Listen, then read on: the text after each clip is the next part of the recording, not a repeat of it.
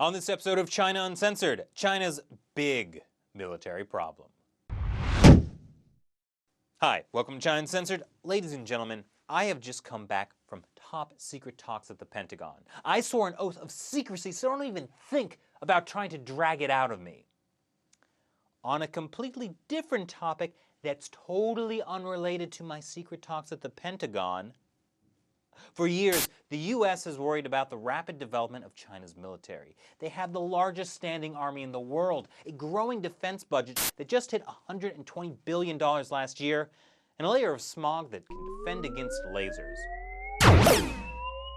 Meanwhile, the U.S. Defense Secretary wants to shrink the U.S. Army to pre-World War II levels, and Congress has agreed to a military budget of just under $500 billion. That's not even more than the next 13 countries combined anymore. So does that mean we should all get ready to pack it in and move to Canada before the inevitable invasion from China, digitally altered in post-production to look like North Korea? No way! These colors don't run, because America has a secret weapon: our diet. According to research from China's General Armament Department, in the last 20 years, Chinese soldiers on average have grown taller by more than 3/4 of an inch and bigger by almost 2 inches around the waist. That means they're too big for their own tanks and guns. Ba-da-ba-ba-ba, I'm loving it. A lot of China's military hardware, the tanks, the guns, were made for the soldiers of 30 years ago, a time when China was suffering from rationing and poor nutrition. Even though Mao always seemed to be well-fed, more than 50 years ago, food was so scarce that people joined the military just so they could get military rations.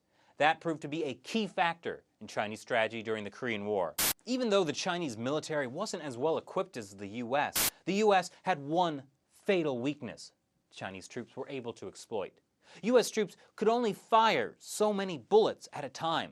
By sending wave after wave of their own men, the PLA were able to counter the American forces, resulting in a victorious military stalemate between North and South Korea that endures to this day, and only cost about 600,000 Chinese soldiers their lives.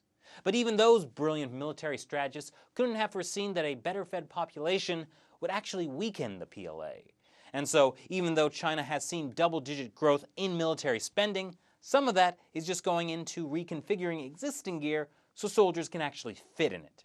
So, what do you think about the U.S.'s new weaponized McDonaldization? Leave your comments below or on the China Uncensored Facebook page. Once again, I'm Chris Chappell. See you next time.